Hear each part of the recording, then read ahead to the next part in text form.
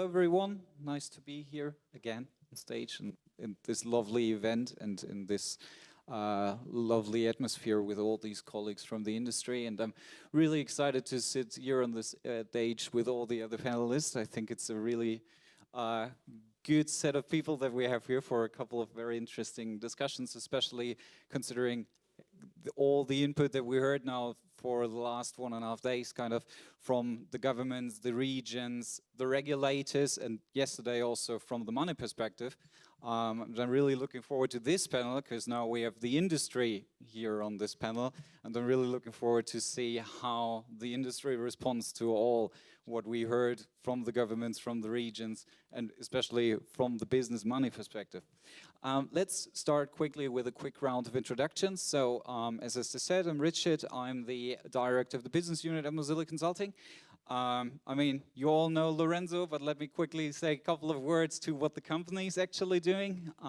So I'm in the role as the director of the business unit. My main responsibility is to kind of transfer Lorenzo's visions into the actual real work and daily operations.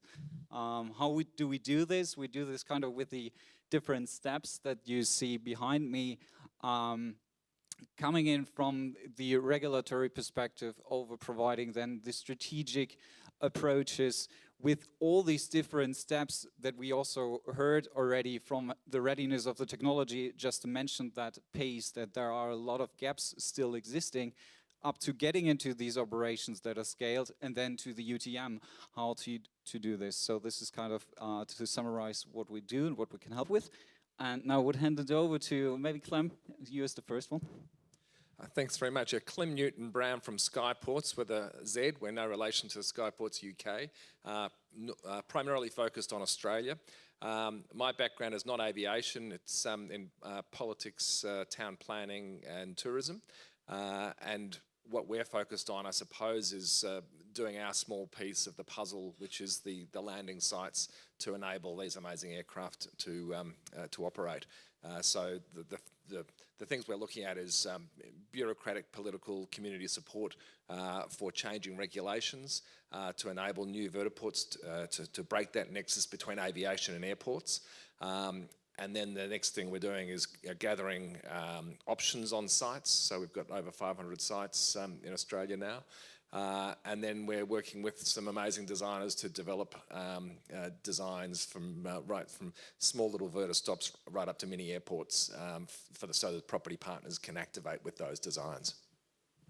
Thank you very much. So, Juliana. Okay, so good morning. My name is Juliana. I work at Eve Air Mobility. And at Eve, I'm responsible for the business development.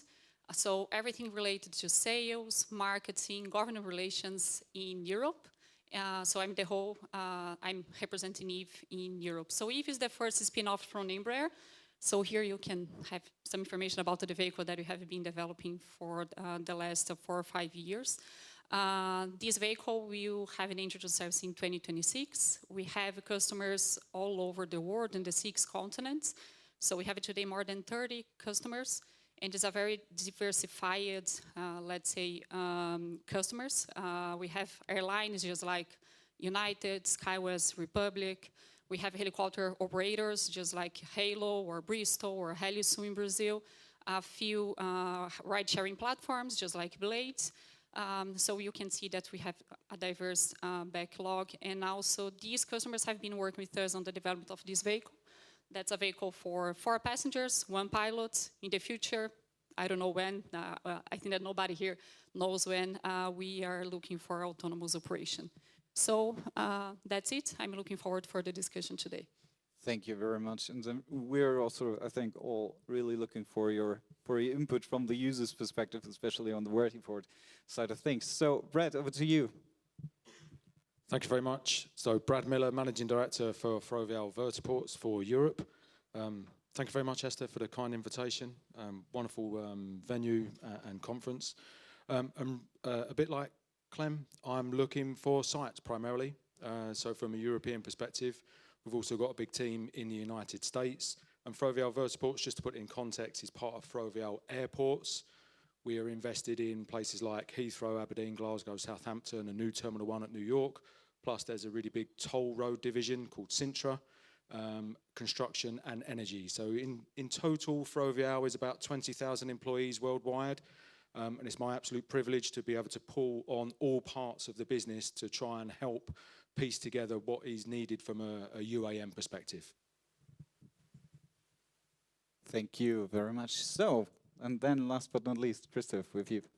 Yeah, thanks. Coming from 20,000 people to 20, based in Constance, at the beautiful Lake of Constance, just 2 hours away.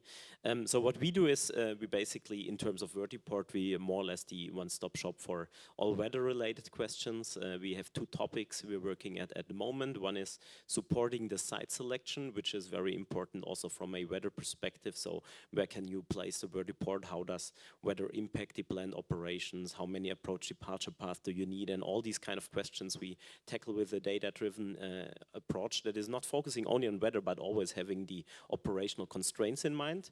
And the second part is we have a platform for drone and eVTOL operations, which we're now adapting to Vertiport weather management, where we combine hardware from leading sensor providers in the aviation industry with our forecasting and automated weather evaluation capabilities. And that's basically what we do, and looking forward to the panel. Thanks.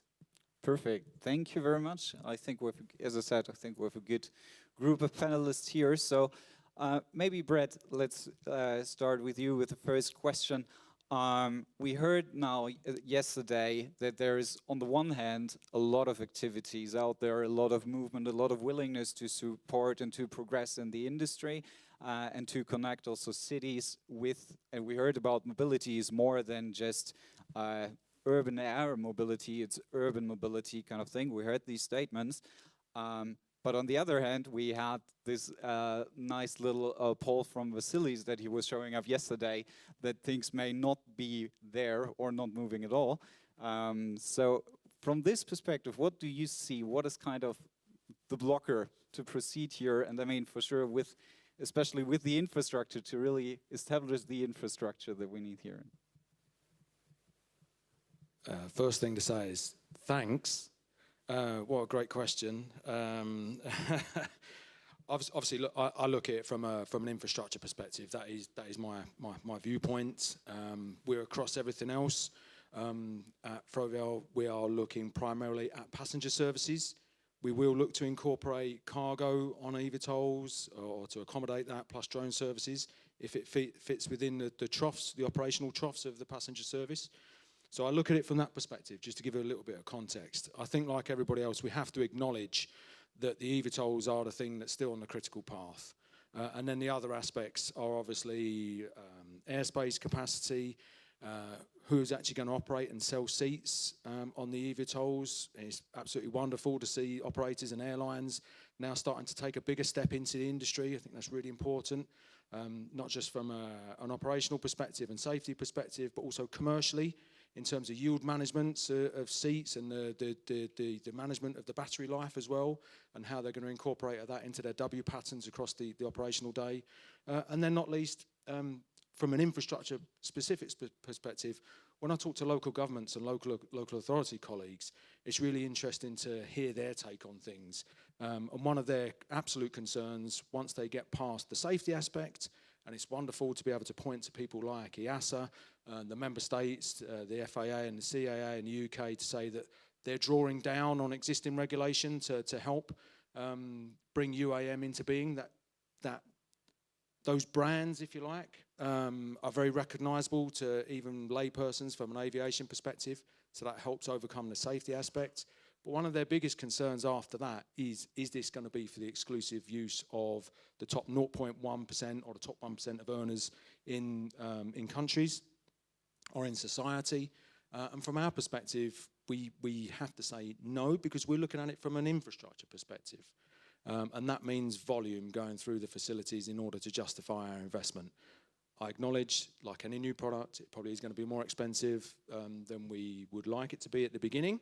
But it's how quickly can we get to economies of scale and to help drive that down. So after all of the regulation and all of those other things and eVTOLs coming into being, it really is, it's those intangible aspects of how do we start to get planning permits and integration into society.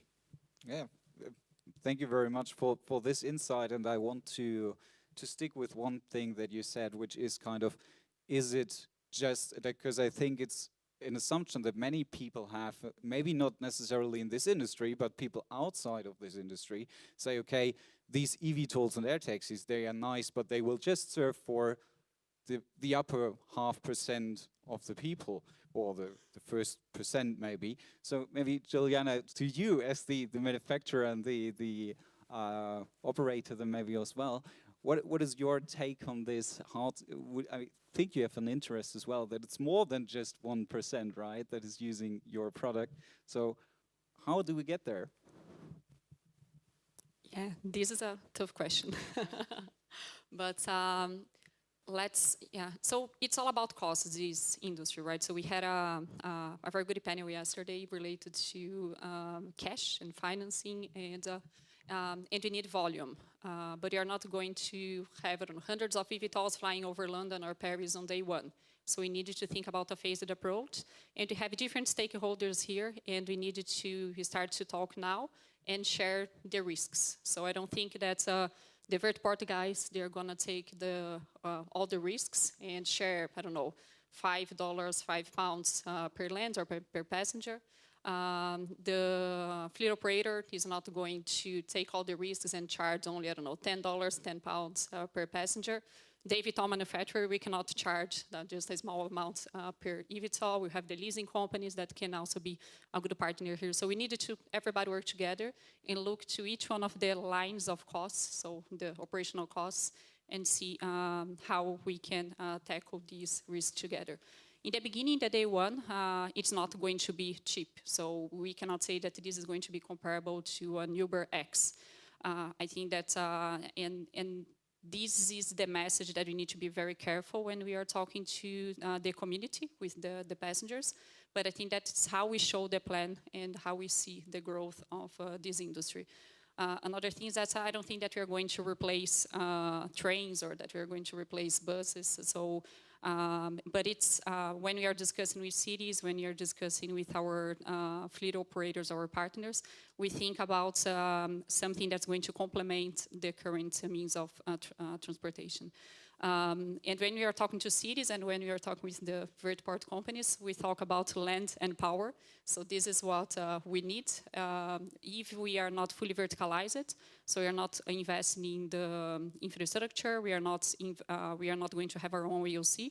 So we are building, certifying, and also supporting this fleet of eVTOLs.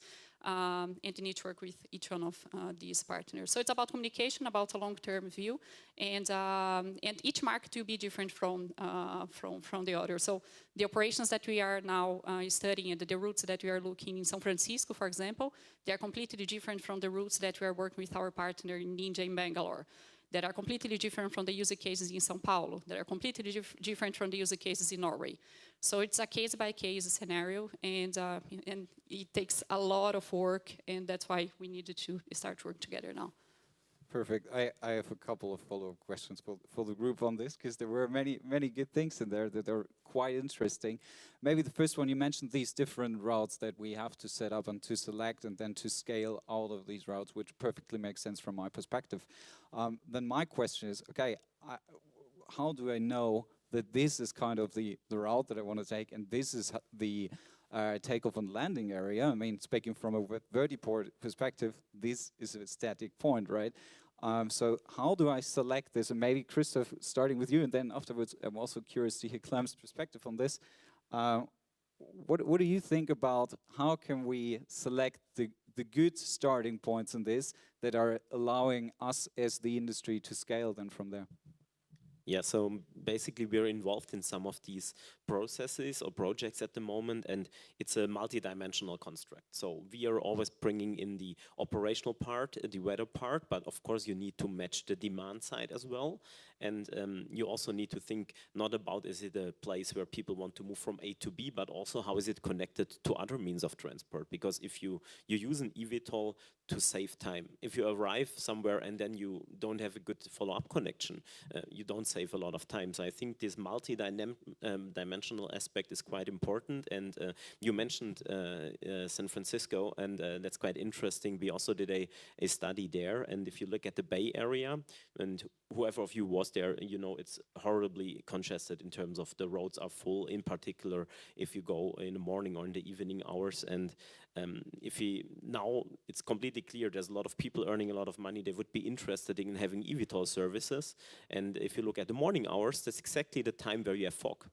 So how does demand meet with the operational conditions? So it's a very interesting topic to deep dive, and all these aspects have to be considered together. And so we're not experts in demand modeling, but always we have contact to vertiport projects. We get involved with these people, also with the airspace integration. And I think that's quite interesting, seeing these different competencies. And yeah, it's not easy because you cannot just select any point in a city. So it also has to be available. And I think that's where Brad and Clem have some opinions. You cannot just choose, oh, this is a nice building.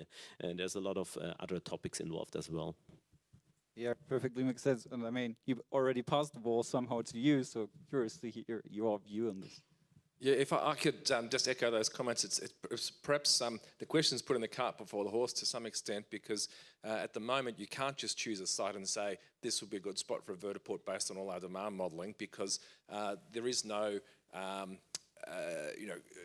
criteria or regulatory framework for vertiports. It doesn't exist anywhere in the world, and this is a great opportunity for city shapers, decision makers, bureaucrats to actually come up with a new land use category called a vertiport, which is easier to get approval for than a heliport, which everybody hates. Helicopters are noisy, loud for rich people, and they're in very limited locations where you allow a heliport. So this whole industry actually depends on this. The missing link to this industry is breaking the nexus between aviation and airports.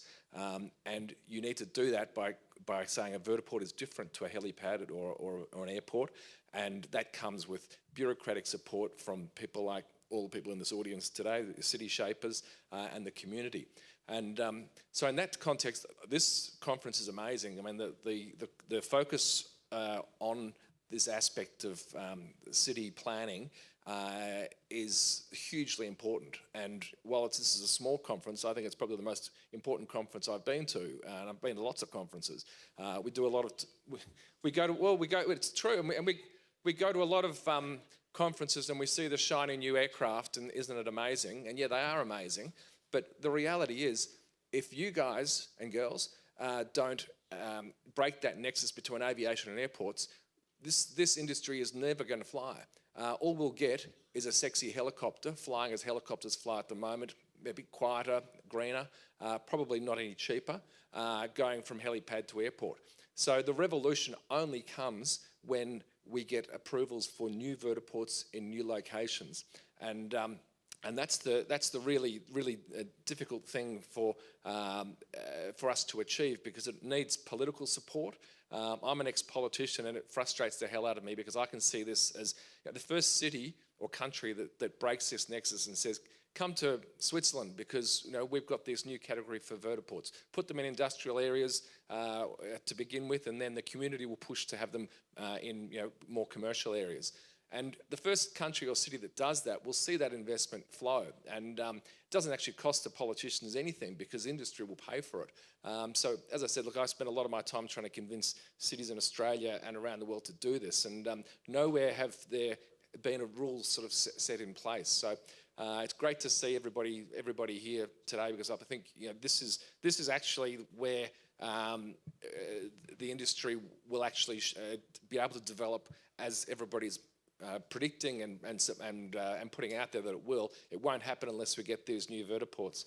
If I could just tell one little story, the Segway. I'm concerned that this whole industry will be like the Segway. The Segway is a similarly shiny new object, doing absolutely amazing things. You can stand on it and think about going that way, and it goes that way. Incredible piece of technology. And Steve Jobs said this is going to be bigger than the PC in 2010, I think it was. Now that piece of technology still exists. It operates only for tourism now, and some, I think, security purposes in shopping centres and things like that. And the reason that hasn't worked is they're too expensive. I think they're about $10,000 each. and you couldn't use them anywhere. You couldn't use them on footpaths, couldn't use them on roads. And look at scooters, electric scooters. They've exploded around the world because they're cheap and you can use them, in lots and lots of locations. So this is my concern about this industry. These aircraft are clearly coming and they'll clearly start flying as helicopters do. But unless we break that nexus between aviation and airports, we're never going to have the revolution. Yeah, thank you. There are a few points, especially on the business side, that I would like to come back later. Maybe now first that I now get a better understanding of kind of the infrastructure that we need and where and how to place these kind of vertiports. Brett, what is the kind of infrastructure that is really needed to set up a vertiport? Because, I mean, Clem was kind of doing this reference that we hear often, okay, what's now the difference between a vertiport and the heliport in the end? So I guess it's kind of an infrastructural thing that is the difference, but what is kind of the infrastructure that is needed there?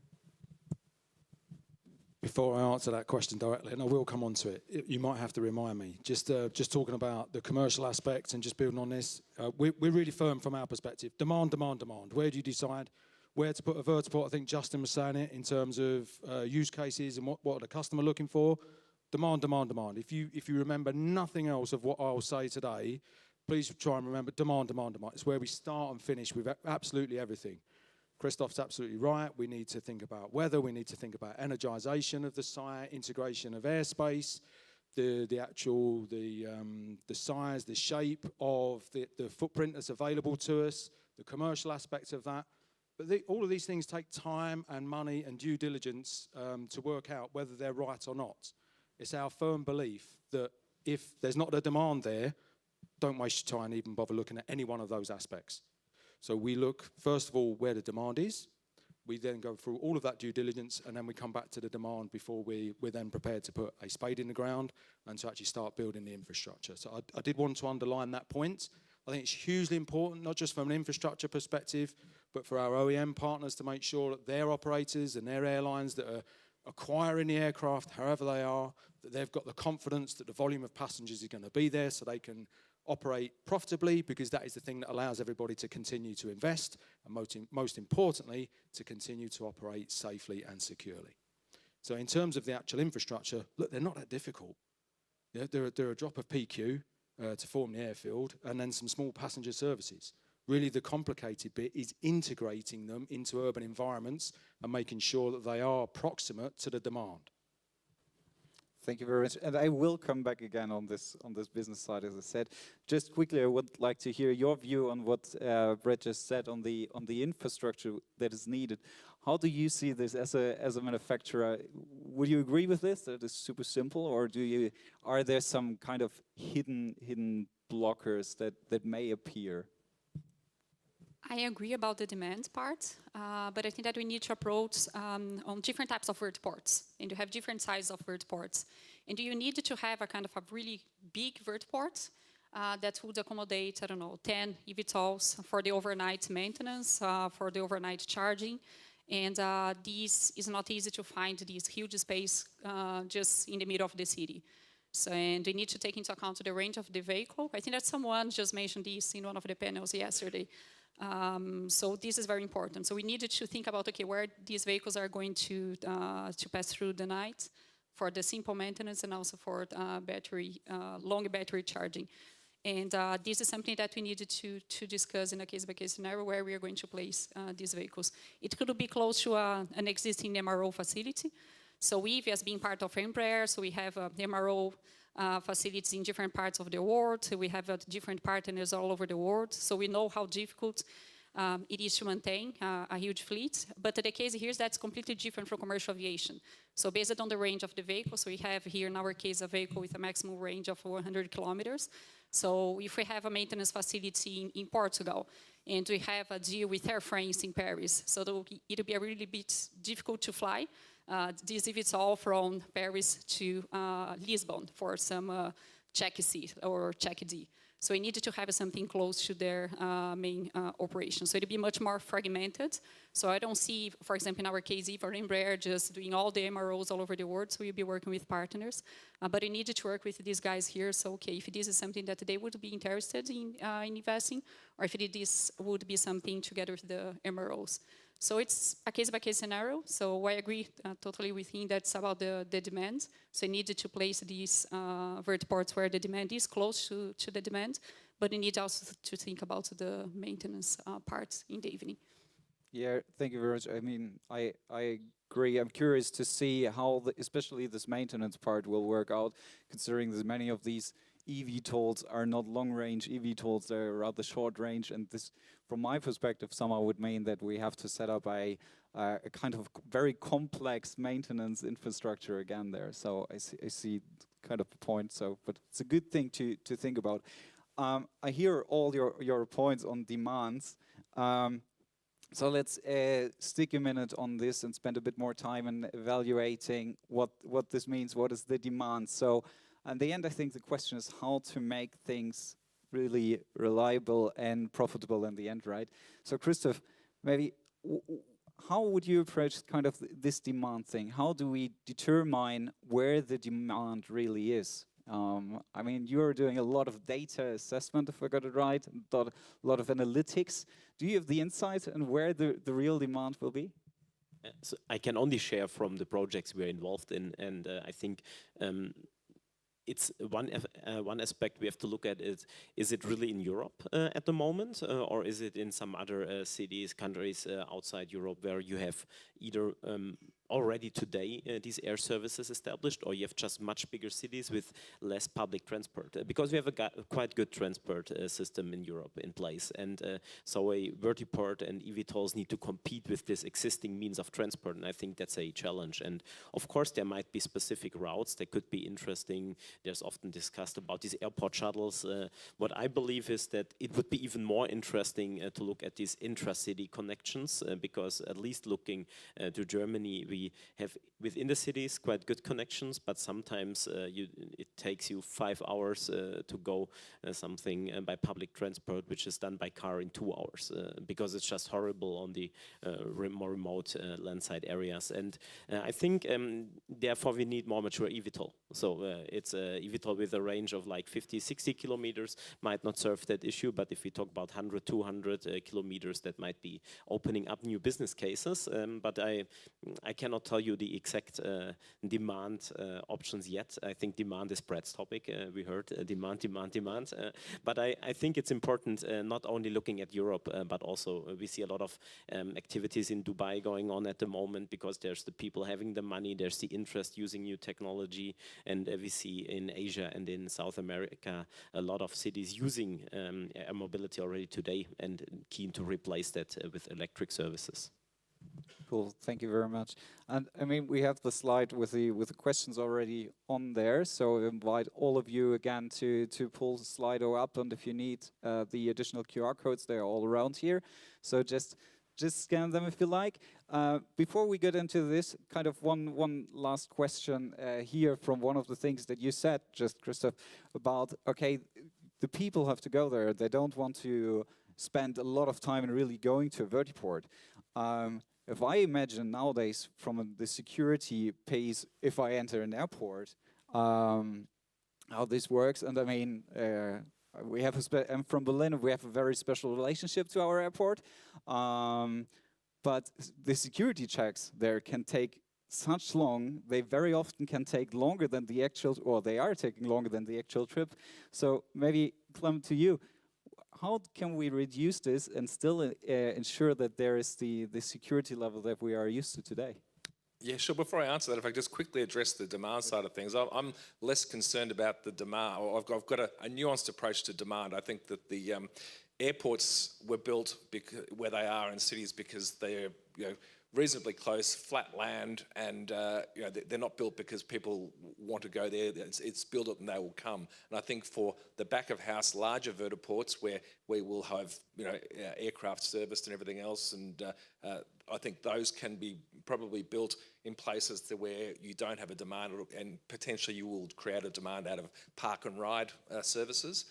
Where I agree the demand is super important is the smaller vertistops, and these could be places where it's just a single pad, cheap to build. You've got approval to drop off and not even in charge, just drop off, take away again. And those are the sites where I think demand is super important. But you also need to have somewhere close by to go and park your aircraft, because they can't hang in the sky waiting for the next lift.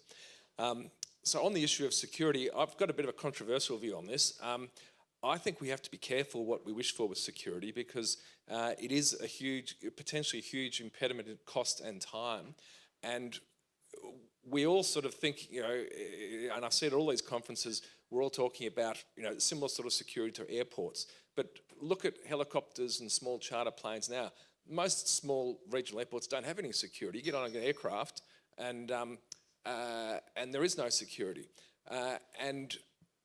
So I suppose we need to look at, well, do we actually want to introduce this security, or do we want this to be more like getting in an Uber or a bus and that it's a common form of transport, which is quick, not a lot of waiting around, you get on there.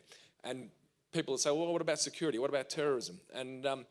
And that's when we come down to actually thinking about why do we have this sort of mindset about aviation needing this super level of security.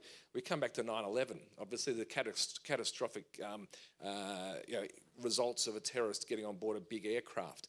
But these are not big aircraft. And if you were minded to be a terrorist who wanted to create damage, you could probably create more damage by hijacking a semi-trailer and driving it through a shopping mall. So I think it's a hard thing to get your mind around, but I think we do have to be careful about being overly cautious with this type of transport just because it is aviation, and also pointing to the fact that we don't have this type of high-level security with smaller charter operators now. So I see you want to comment on this here. Yes, please. A relief for the audience. I'm not going to mention demand in terms of security. So I think it's before I do add to what Clem has said. Safety and security, absolutely #1 priority. It's the thing that allows us the seat at the table, our reason to operate. I think if you look at vertiport or UAM operations through the security lens, through the aviation security lens that we have today, the regulators, particularly EASA and from the UK from a DFT perspective, they've done the work already. Their risk assessments are there, that the measures are commensurate to the risk that they see. And so EC300, and slightly different in the UK, apologies, we do have to be different. If a vehicle is less than 10,000 kilograms, in maximum takeoff weight and less than a certain amount of seats, and invariably these are going to be flying domestic, so we don't have to worry about the border. Then the DFT very, very recently at a round table in London confirmed that subject to ministerial confirmation and sign-off, aviation-style security will not be needed if you are travelling and paying for a seat and you're flying to and from a licensed vertiport. And that's how the regulations, Clem's referenced helicopters and GA, that's how the regulations are written today. So it's not doing something different for these eVTOLs. It's actually following what we have in place already. And so I'm really grateful to all of our regulator colleagues and peers for adopting the special conditions and giving themselves permission to take decades worth of experience and data and operational knowledge that are baked into the regulations today, and giving themselves permission to use those as the foundation and then bridge to what we need in the future. And I see that that sensible path with regards to security is being followed, which is absolutely fantastic, because you're right. If we have aviation-style security at every vertiport, it is going to erode the benefit of getting on an eVTOL in the first place. Just my final point on this, when we talk to the large commercial airports, we strongly advocate that their vertiport operation is placed landside, outside of the critical part, for a whole host of reasons, not least because it means that I don't have to have security at every vertiport across the entire network that may or may not serve that vertiport at that airport. All right. Thank you very much for the additional statement. Let's go to the pool of questions, and let's start with the first one from Andrew. Maybe to you, Clem. speaking again about the demand capacity, so what's your level of concern that there are no testbed vertiport networks available to mature the vertiport tech stack? Look, again, I've probably got a bit of a controversial answer here. Some of my colleagues and competitors are very focused on having test beds and vertiport prototypes, which I think is good. It increases the learning if you're actually working with an OEM to work out how you interoperate. But I'm not that fussed about, as a vertiport operator, I'm not that fussed about what goes into the vertiport yet, because the aircraft don't even exist yet in a commercial sense. So, while we've got some information, we don't know exactly what every aircraft's going to require. And to waste money trying to develop a fully functioning vertiport now, just so you can say you've got a test bed, I don't think is necessarily the best use of time and money for a vertiport company. I think the most important thing that I can do is to get those sites, get options on sites. And that's what our focus is, getting those options so that when you people decide we're going to allow vertiports, to allow you to break that nexus between aviation and airports, and here are the rules, I can then go back to all the property partners who have signed up to give me that option and say, well, your site's suitable, let's do a deal. And once you've got that deal, you've got the real estate, the physical real estate, what actually goes into the real estate, whether it's weather systems or air traffic management, whatever security is required, construction, battery charging, all that sort of stuff. This is all still in development, and I think the most important thing we can do is get that real estate and then be available. And I'm sure we can be quite nimble at the time. So in 2 years' time, if I'm building a vertiport, by then I'm talking to all the experts in all those areas that you need to consider for a vertiport and getting the most up-to-date information as to what needs to go there. So I'm not that fussed about a test bed. I mean, it's great. Countries like in the Middle East, where in Neom and Dubai, where they've got large pools of money to be first and to create these test beds. I think that's great. They will learn a lot. We'll all learn a lot from that. But in terms of taking investor money, I don't see that there's going to be a return for investor money in building test beds right now. Yeah, thank you. You said one very interesting thing, and I think it also somehow resonates with one of the other questions that we have. You said these aircrafts are not there, and I mean, you're right. So what we have today are more the smaller ones, right? So we have the drone sector with all the delivery drones, etc. And we have here the question from Thorsten that seems to go kind of in a similar direction. So maybe for you, Christoph. There's much discussion around passenger transportation. Could you expand on the potential role of smaller cargo drones in the context of a vertiport? Happy to answer that in a second, but I first want to get back to the previous question with one sentence. So I think testbeds at one point are important when we talk about future, more automated operations of eVTOL, because there we need a different tech stack. If we look at how will the initial operations be like, we have VFR operations, we have rules on that being worked out, we have clarity how a vertiport looks like, if you accommodate that, and speaking for the weather topic, it's not tech. It's a wind socket, what the regulatory asks you for at the moment. So it's not high-tech digitalization, whatever. But still we see that this is not how the industry will evolve, and we need to mature. We need to think about how can we integrate sensor data, how can we communicate information to pilots, maybe being in a remote center, they don't see the wind socket anymore. So I think this is important to tackle, but this will not impact the initial operations which will take place under VFR rules and which will be maybe in 2024, 25-ish, starting somewhere here in Europe, in Dubai, wherever. And so that's my point on the testbeds. I think we need them, but for another kind of operations than what the initial ones will be. And thinking about the second question, so the cargo drones, if I look at how they're used at the moment, I don't see them flying that much in the city center or in the urban areas. I see them more flying in the remote areas, connecting islands, doing hard to reach places, or what we see in Ireland with this more suburban areas, but then usually they drop off packages in the garden. And I think it's still the question, what is the viable business case if we talk about cargo delivery? And I think it's yeah, you always need to compare it with the available means of transport. And if it's in the city center, there's a lot of good competition that have optimized the services for hundreds of years. And then you don't need a vertiport if you connect a, let's say, island or ship to shore or whatever. So I think they're not always related in that sense. Here, point taken. Although I think Justin may have another opinion, as we heard, with these hundreds of routes in place that are all touching urban environments. So I think there might be some controversy about this as well. Then maybe just a follow-up question on this one, maybe for you then, Juliana. I agree with that. Maybe the role of a complex vertiport or vertiport at all for cargo drones might not be that relevant yet. But what we see is more and more drone-in-a-box solutions that are kind of, you could consider them as kind of a mini vertiport. I mean, you don't need the huge infrastructure, but there are some commonalities that you have, especially thinking about the location. I mean, you want to choose the right place. How do you see this? Do you think they can help, or it's a complete different story? Or can they help kind of getting the way towards the vertiport and scaling things up, starting with kind of these drone in a box?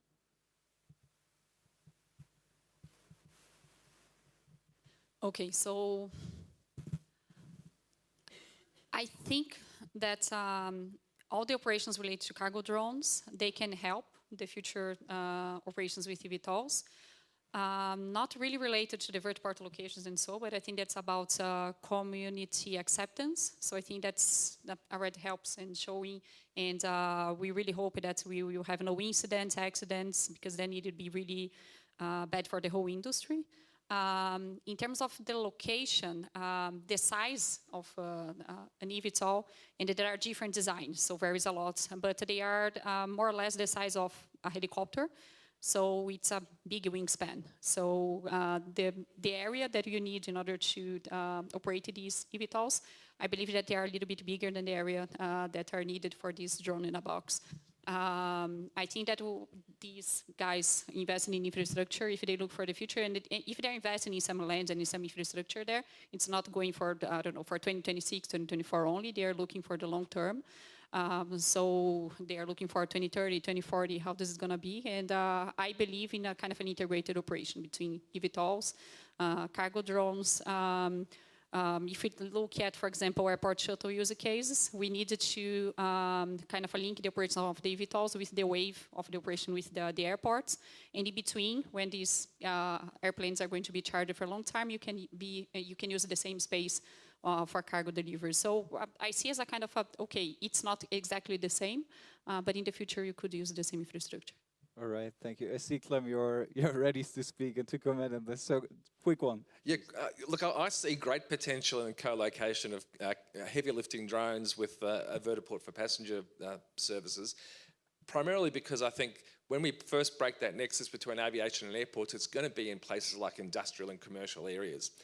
That's where we put all your smelly, noxious, loud industry, which is not going to bother people if you put a vertiport there along with all that type of industry.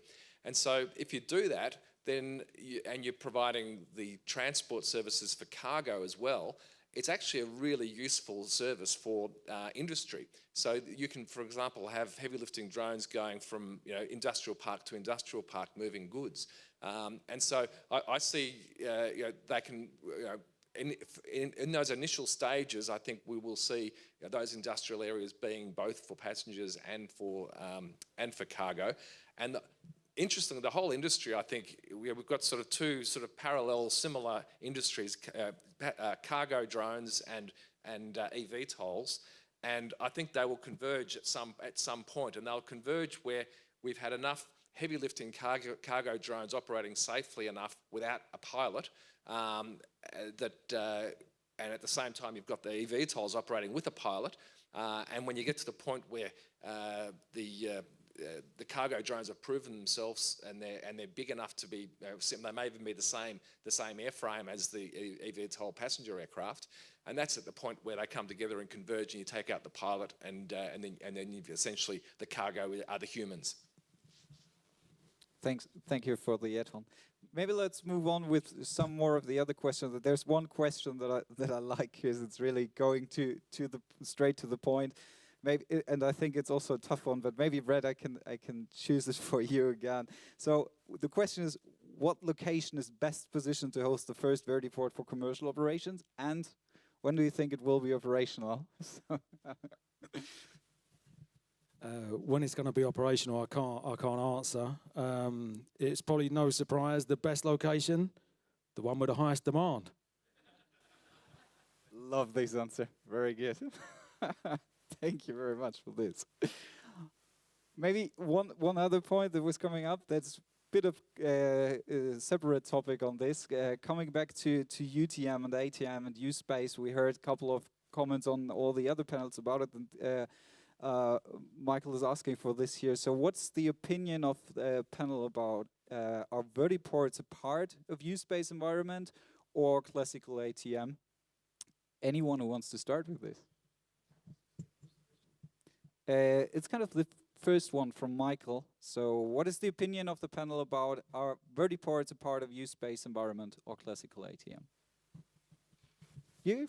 Go ahead. I'm happy to start, certainly. I think a mixture of both. It has to be, because Clem's already referenced that a vertiport is neither a helipad or a heliport or an airport. We're starting to see our regulatory colleagues expand in the definition of an aerodrome, and I think similarly, the vertiport is going to straddle in the same way that it does the existing classifications of infrastructure. It borrows from both. The eVTOLs themselves borrow from both classes of rotor and fixed wing. I think we're going to see ourselves borrow from both classes of airspace. So very polite answer to take both and all of them in the room. All right, yeah. So kind of the last comment. So just a comment about it. I totally agree with you, and I think that we need to think about, okay, these eVTOLs, they are going, they'll have a pilot on board. It's about voice-based communication, right? So it's just like a huge drone, but with a pilot on board that will be communicating with the tower by voice. So we are already discussing with air navigation service providers, with local CAAs. We have a solution at the SEA in Brazil that operates the huge urban airspace in São Paulo, and we have already a solution together with Embraer that we have deployed there for the last 20 years. It's a real, we call it urban ATM, so it's a mix between UAS and ATM, because we needed to have this complication, right? So we have the pilot there, and they today in São Paulo, they communicate with the ATC at every 7 minutes. So if you have a route that's, I don't know, it's 50 minutes, 2 times the pilot needs to change the communication and then communicate to the tower they are in a visual, let's say, flight. So we need to, and if we are looking for having hundreds or 50 eVTOLs flying over the big cities, we needed to kind of tackle this complicated thing about the communication. We needed to have a certain level of automation already with the pilot on board. So this is what we have discussed in already with the authorities. Thank you very much.